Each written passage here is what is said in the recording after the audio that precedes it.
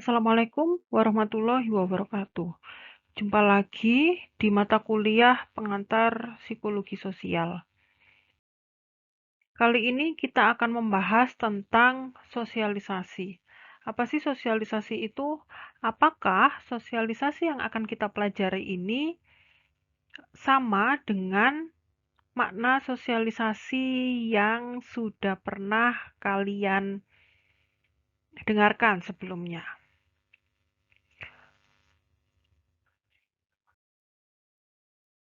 Baik, pada pertemuan kali ini kita akan membahas 5 poin, yaitu definisi dari sosialisasi, tujuan sosialisasi, agen sosialisasi, proses sosialisasi, dan dampak dari sosialisasi. Baik, yang pertama adalah definisi tentang sosialisasi. Apa sih sosialisasi itu sebetulnya? Apakah sosialisasi itu sesuai dengan apa yang kalian pikirkan? Definisinya. Nah, di sini sosialisasi didefinisikan sebagai proses belajar warga atau individu terhadap nilai-nilai sosial di dalam masyarakat. Nah, proses belajar itu artinya di dalamnya terdapat transfer, transfer ilmu, transfer kebiasaan, transfer nilai atau transfer norma, apapun dipertukarkan pada saat sosialisasi. Nah, kalau kita mau lebih fokus lagi, yang ditukarkan adalah hal-hal yang berkaitan dengan perilaku sosial individu. Dan itu bisa bermacam-macam. Tadi sudah disebutkan bahwa yang ditukarkan, yang diedukasikan, yang diajarkan adalah pola-pola sosial, nilai-nilai sosial, bagaimana cara menyapa orang lain, bagaimana caranya supaya kamu bisa survive di lingkungan yang baru. Misalnya kalian nih pendatang dari luar kota, lalu belum pernah kos di Malang dan sebagai mahasiswa gitu ya. Nah, lalu kalian diajari oleh tetangga kos, tetangga di kamar kos atau eh, teman teman yang sudah lama kos gitu di Malang, diajarkan gimana cara untuk cari makan yang murah tapi bergizi, berkualitas, itu carinya di mana, belinya kapan dan sebagainya gitu kan. Lalu cari tempat makan yang enak tapi murah, itu carinya di mana juga. Nah, hal-hal seperti itulah sudah termasuk di dalam proses sosialisasi.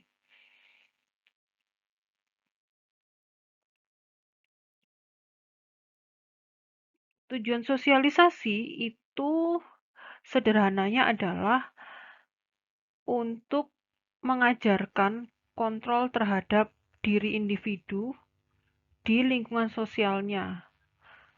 Nah, ketika kita masih dalam kondisi belum tahu, kalau masih perlu diajarikan berarti kita dalam lingkungan yang baru ya. Nah, sehingga dalam lingkungan yang baru itu perlu untuk menyesuaikan diri. Gimana sih supaya selamat hidup di sini? Gimana sih supaya bisa survive di perantauan? Nah, tujuannya itu tadi untuk mengontrol baik itu perasaan, cara berpikir atau perilaku kita. Selain itu, dengan sosialisasi kita juga bisa mempersiapkan diri kita, atau kalau kita mengajarkan something ke orang lain, kita bisa mempersiapkan orang itu untuk bisa berperilaku sesuai norma atau aturan-aturan di dalam lingkungan sosialnya. Dan yang terakhir, tujuan dari sosialisasi adalah kita bisa mengembangkan norma dan value kita sendiri atau norma dan value kelompok kita. Nah, bisa jadi kalau kalian melihat diri kalian sendiri ya. Bisa jadi value yang diajarkan oleh orang tua itu berubah seiring berjalannya waktu. Kalian modifikasi value kalian sendiri supaya sesuai dengan lingkungan yang kalian hidupi, orang-orang yang kalian temui, atau kondisi-kondisi yang kalian hadapi. Nah, ini adalah agen sosialisasi. Siapa yang bisa memberikan pengetahuan, bisa mengajarkan kita tentang nilai-nilai tertentu. Yang pertama, yang paling dekat, yang pertama ya, agen sosialisasi pertama adalah keluarga. Nah, keluarga ini mengajarkan core value dan norma terhadap pada anak-anak. Yang disebut core value itu apa? Ya, nilai-nilai inti, nilai-nilai paling dasar dalam kehidupan. Misalnya kayak mengajarkan beragama, mengajarkan Tuhan itu apa, siapa, lalu bagaimana beribadah, misalnya. Kemudian mengajarkan juga bagaimana skill untuk survive. Yang dasar itu apa aja, gimana cara untuk menjaga kebersihan, gimana cara untuk menjaga kesehatan, gimana cara untuk mandi, dan sebagainya. Itu fungsi dari keluarga.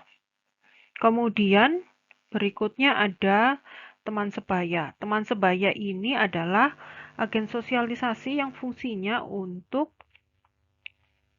membentuk identitas dari individu sendiri. Jadi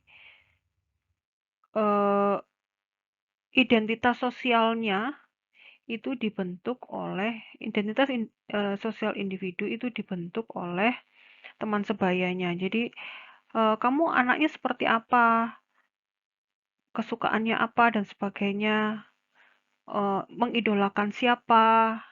Nah, itu adalah hasil bergaul, melakukan sosialisasi dengan teman sebaya.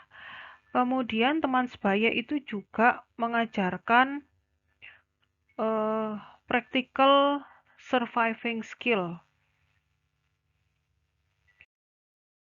Jadi keterampilan-keterampilan yang tidak diajarkan di sekolah atau tidak diajarkan di keluarga, itu semua diajarkan oleh teman sebaya. Seperti misalnya waktu kalian terlambat masuk sekolah misalnya, itu yang mengajarkan life hacks supaya tetap bisa masuk sekolah atau masih tetap bisa mengerjakan ujian jika terlambatnya waktu sedang ujian, itu siapa? Nah, itu teman-teman sebaya, teman di sekolah misalnya. Atau yang mengajarkan PDKT sama gebetan, siapa? Apakah orang tua mengajarkan cara PDKT? Apakah saudara-saudara kalian mengajarkan cara PDKT? Biasanya seringkali itu didapatkan dari teman sebaya. Atau misalnya kayak fashion apa sih yang lagi tren? Kemudian gimana caranya supaya bisa mengerjakan tugas dengan waktu sesingkat-singkatnya tapi dengan hasil seoptimal mungkin. Nah, itu yang mengajarkan adalah teman sebaya. Kemudian agen sosialisasi yang berikutnya adalah sekolah. Sekolah ini mengajarkan surviving skill, skill untuk bertahan hidup secara teoritis. Nah, di sekolah juga ini mengajarkan bagaimana kita mengembangkan critical thinking, berpikir secara kritis. Tujuannya untuk apa? Tujuannya lagi-lagi adalah untuk menyelesaikan permasalahan-permasalahan yang mungkin akan kita hadapi di depan. Itu.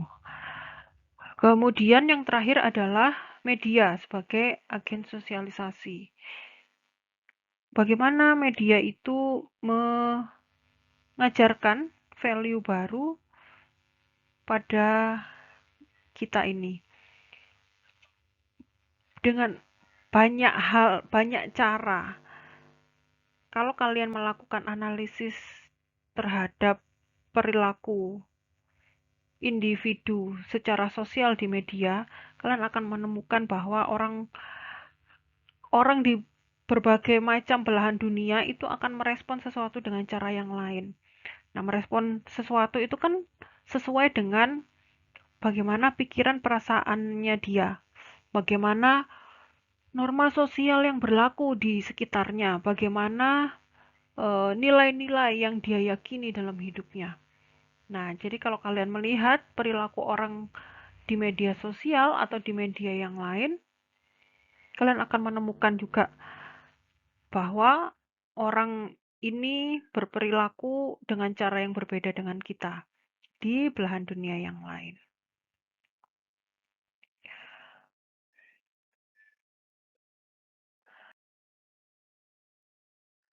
Nah, berikutnya ada proses sosialisasi. Ternyata proses sosialisasi itu bisa dijelaskan melalui beberapa teori, khususnya teori-teori psikologi yang sudah kita pelajari sebelumnya. Ada teori belajar sosial dari Bandura, ada teori perkembangan kognitif milik Piaget, kemudian ada perkembangan moral dari Kohlberg, dan teori perkembangan psikoseksual dari Freud.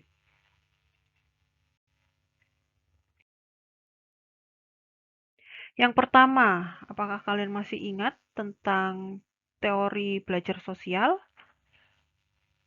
Nah, teori belajar sosial itu kan menganggap bahwa manusia adalah makhluk yang mekanistik. Manusia tidak dapat menentukan arah hidupnya sendiri. Semua yang membentuk manusia itu sendiri adalah lingkungannya. Nah, sehingga perilaku apapun itu ya lingkungannya yang uh, uh, membentuk dia. Nah, di sini dituliskan bahwa anak merupakan kertas kosong yang bisa diisi melalui proses sosialisasi. Ya, jadi ya itu tadi yang membentuk kita ini, bagaimana perilaku kita sekarang, ya karena hasil dari proses sosialisasi. Orang di lingkungan kita yang menuliskan value, menuliskan norma-norma, menuliskan cara-cara berperilaku seperti yang kita lakukan sekarang. Nah, perilaku itu, sosialisasi ini didapatkan dari hasil model dan imitasi yang memodel atau mengimitasi perilaku-perilaku yang mendapatkan reward, yang mendapatkan hadiah yang diperkuat oleh lingkungan sosialnya.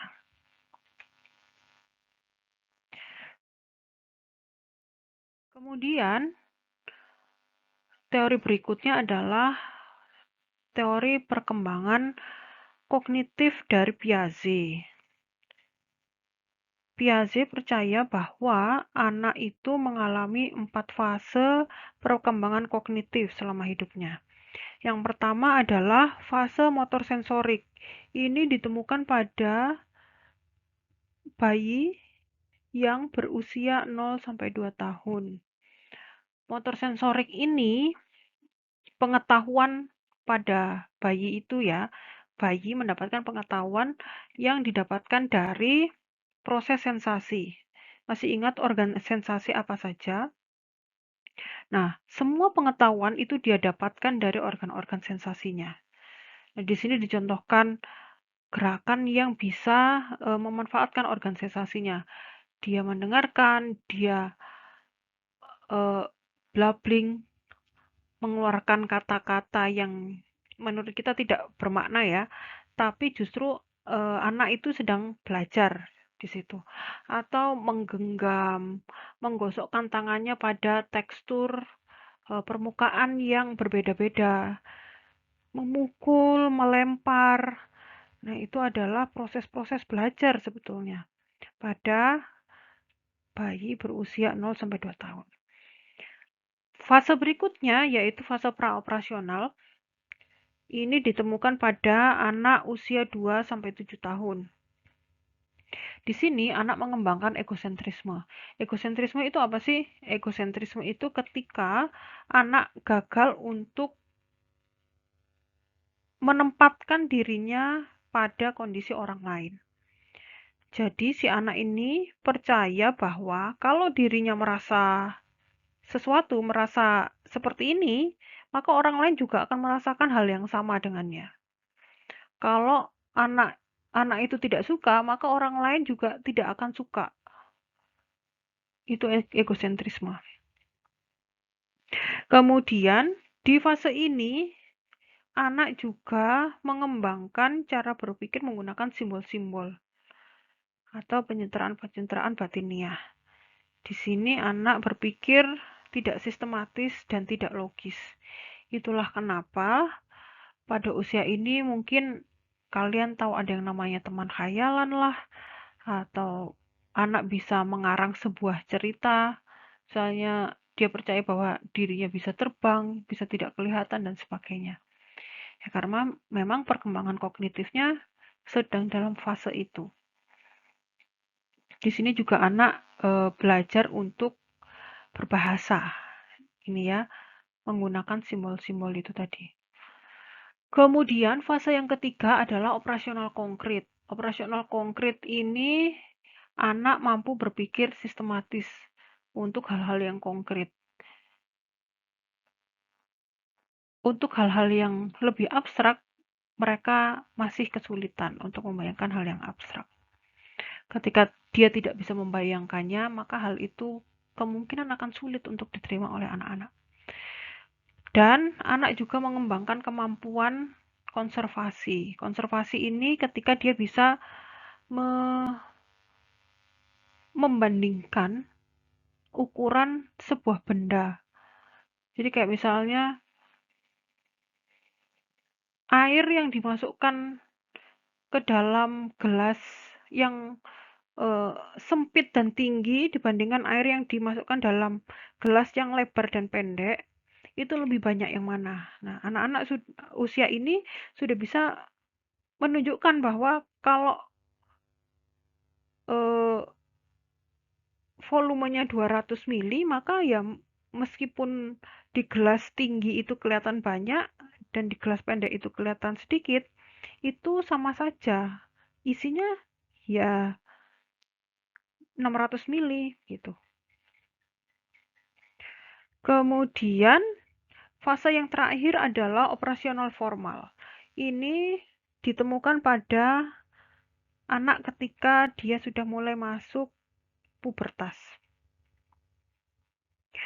Nah, pada usia ini anak dapat berpikir abstrak dan berpikir secara hipotesis. Dia bisa menemukan, bisa menyimpulkan bahwa jika dia memilih sebuah perilaku tertentu, maka outputnya apa, maka dampaknya pada dirinya itu seperti apa. Anak sudah bisa berpikir demikian.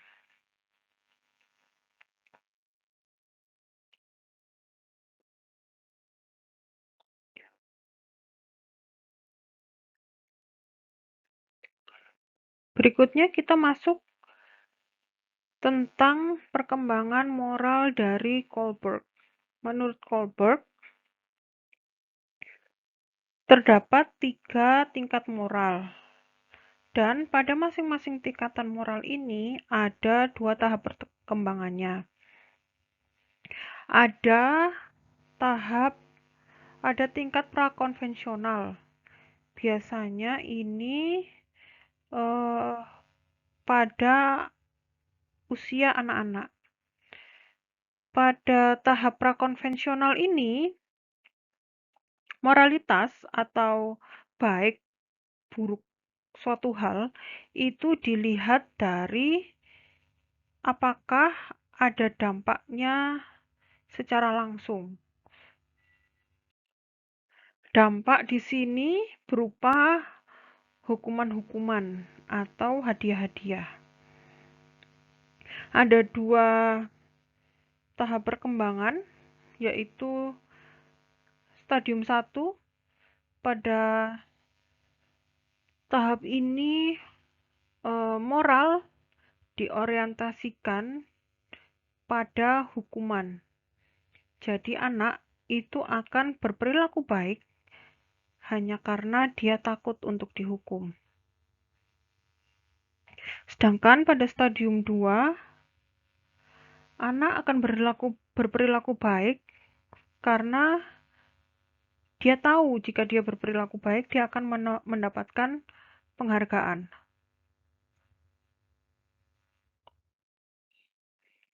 Lalu masuk ke tahap yang kedua, yaitu konvensional. Pada tahap yang kedua, konvensional ini, baik atau buruk itu tergantung pada penilaian masyarakat tentang apa yang mereka mau dari kita.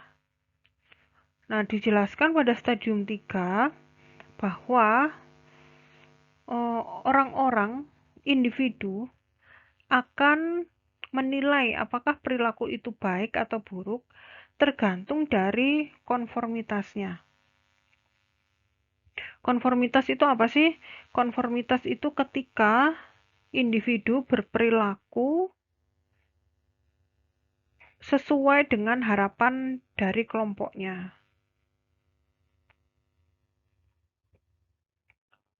Seperti misalnya merokok pada anak di bawah umur.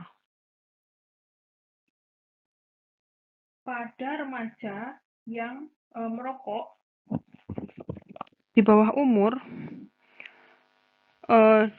alasan klasik mengapa mereka merokok adalah karena diajak oleh teman.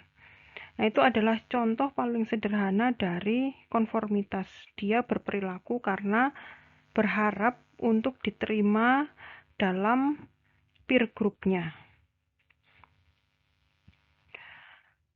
Kemudian pada stadium 4, baik atau buruk itu didasarkan atas pemahaman bahwa ada aturan-aturan di dalam masyarakat yang harus dipatuhi supaya bisa survive, supaya bisa bertahan hidup, supaya bisa hidupnya itu nyaman gitu di masyarakat.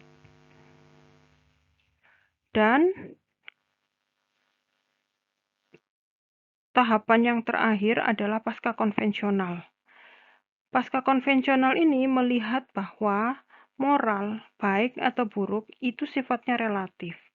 Semua tergantung pada kontrak sosial pada stadium 5 ya. Jadi baik atau buruk itu tergantung dari kesepakatan di dalam kelompok itu sendiri. Seperti misalnya kalau kalian menemukan bahwa atau kalian tanya gitu ya di sebuah komunitas pengemis, maka pengemis itu akan bilang bahwa apa salahnya dengan ngemis? Toh saya tidak mencuri gitu.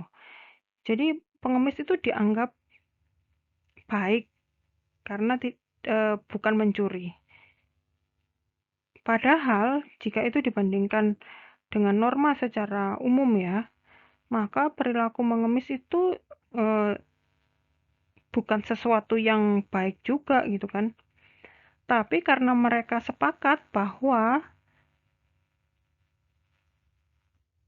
mengemis itu hanyalah sebuah pekerjaan, bukan sebuah aib atau bukan sebuah hal yang perlu disembunyikan atau malu. Ya sudah, dianggap sebagai hal yang baik, gitu aja. Tidak perlu disembunyikan gitu. Sedangkan pada stadium 6, moral itu sebagai tanggung jawab pribadi. Dia tidak memikirkan akan berbuat baik atau buruk apakah orang lain menyetujuinya atau tidak, apakah nanti saya akan dihukum atau tidak. Pada tahap ini orang tidak akan memikirkan yang seperti itu. Tapi dia percaya bahwa kebaikan atau keburukan itu adalah tanggung jawab personal. Urusanmu dengan Tuhanmu. Sederhananya seperti itu. Jadi yang memutuskan apakah dia akan berbuat demikian, itu ya kesimpulan dari individu itu sendiri. Apakah dia sudah siap menanggung beban secara moralnya atau bagaimana? Begitu, itu dari perkembangan moralnya Kohlberg.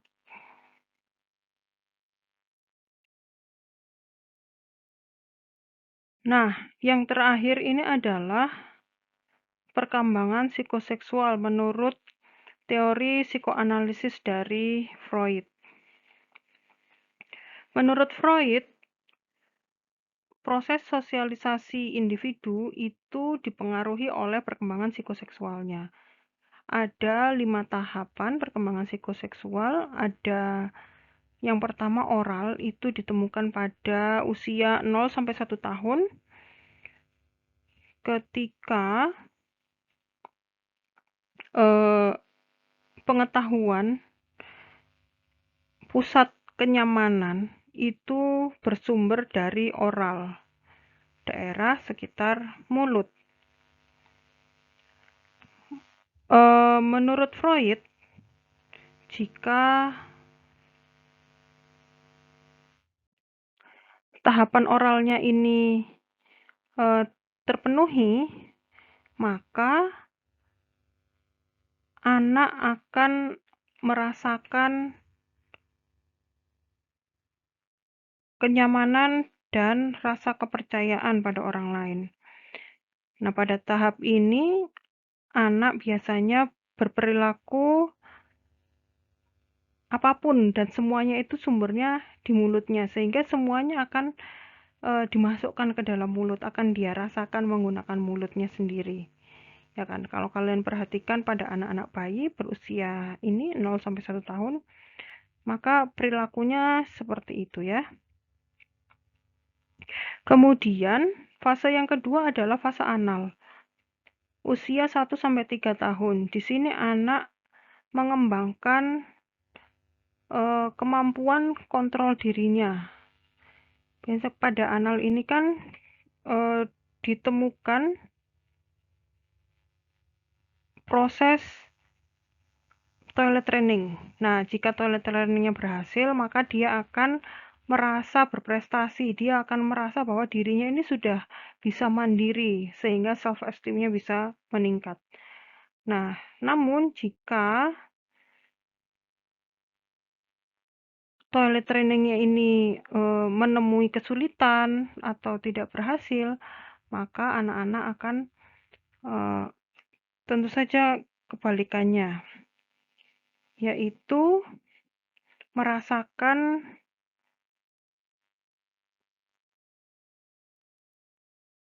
tidak mampu mengontrol kehidupannya.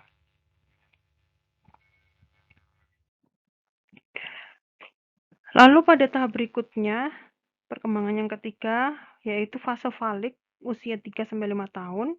Di sini adalah proses ketika anak mengembangkan identitas gendernya. Nah, jika fase ini dilalui dengan baik, maka anak tidak akan menemukan kesulitan atau hambatan dalam identitas gendernya. Dia biasanya waktu usia ini anak akan mengembangkan pengetahuan tentang perbedaan antara ayah dan ibu, perbedaan antara laki-laki dan perempuan, perbedaan fisiknya seperti apa, perbedaan tugas-tugasnya apa saja, gitu. Kalian mungkin juga sering menemukan kasus di mana anak ini mencoba barang-barang orang tuanya, mencoba menggunakan makeup sendiri atau menggunakan baju-baju milik orang tuanya. Ya, karena dia berusaha untuk mengidentifikasi dirinya ini sedang dalam cukup nggak sih bajunya, apakah saya ini mirip ayah, mirip ibu, dan sebagainya. Gitu. Kemudian yang keempat ada fase laten. Fase laten usia 5-11 tahun. Di sini pusat kenikmatan tidak berada di dalam dirinya, tapi di luar dirinya. Jadi semuanya itu sumbernya dari lingkungan sosialnya. Di sini anak akan mengembangkan keterampilan sosial dan komunikasi serta kepercayaan diri yang didapatkan dari hubungan sosial dia dengan lingkungannya. Lalu yang terakhir fase genital, usia 11 tahun atau ketika anak ini mulai puber. Di sini, individu akan mengembangkan minat seksual yang kuat pada lawan jenis dan bisa berorientasi masa depan. Demikian perkembangan psikoseksual menurut Freud.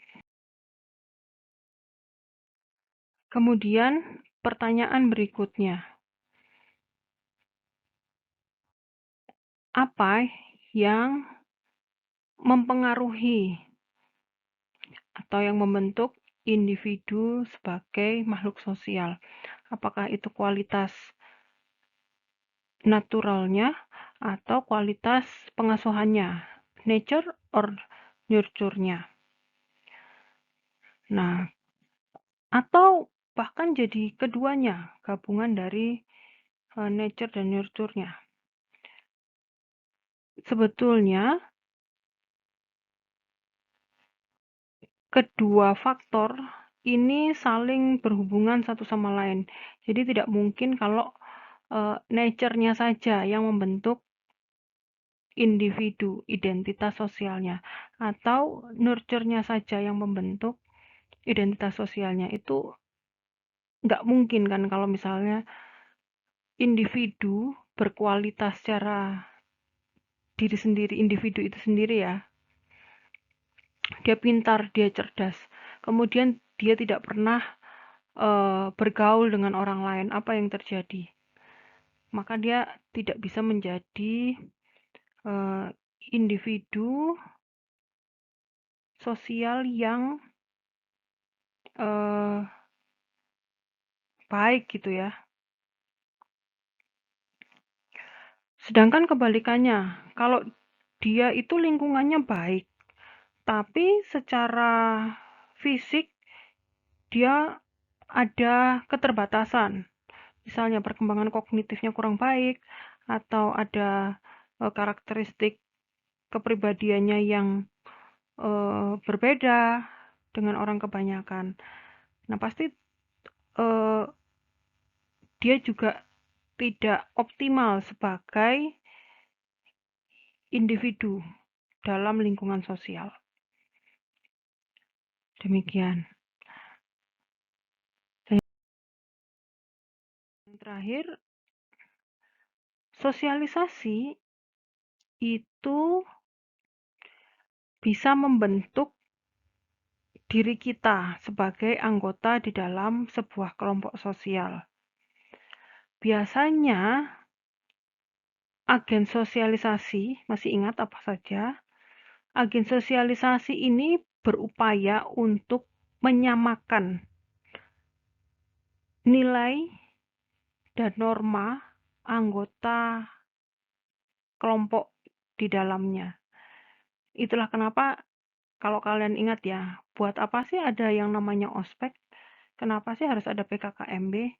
Ya tujuannya untuk menyamakan persepsi, menyamakan nilai dan value terhadap orang-orang yang baru saja masuk ke dalam organisasi itu, kelompok itu misalnya.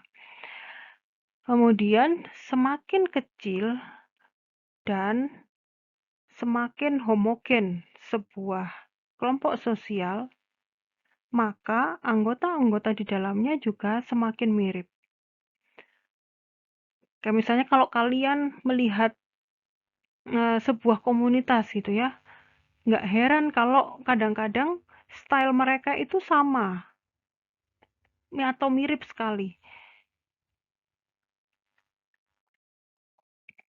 Misalnya dari geng ibu-ibu sosialita. Gimana menurut kalian style mereka? Mirip-mirip nggak?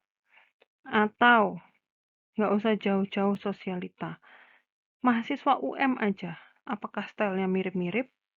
Pola perilakunya pasti mirip. Apa yang biasanya mahasiswa UM ini lakukan? Entah foto di Geraha Rektorat, atau foto di GKB mungkin. Nah, hal-hal seperti itu contoh dari hasil sosialisasi di dalam sebuah kelompok atau komunitas. Nah, meskipun individu dalam kelompok sosial itu sudah disosialisasi, sudah dibuat supaya norma dan value-nya itu sama dengan kelompok itu, tapi akan selalu ditemukan perbedaan, akan ditemukan eh, eh, orang-orang yang berbeda dengan kelompoknya pada umumnya. Yang di sini disebut sebagai dia dianggap sebagai devian. Jadi dia aneh sendiri, nggak sama dengan kelompoknya. Dan itu tergantung pada karakteristik orang itu. Apakah itu tergantung pada usianya, demografiknya, peran-peran di dalam kelompok itu, atau pengaruh sosial yang terjadi di dalam kelompok itu. Itu juga bisa mempengaruhi bagaimana output dari eh, sosialisasinya.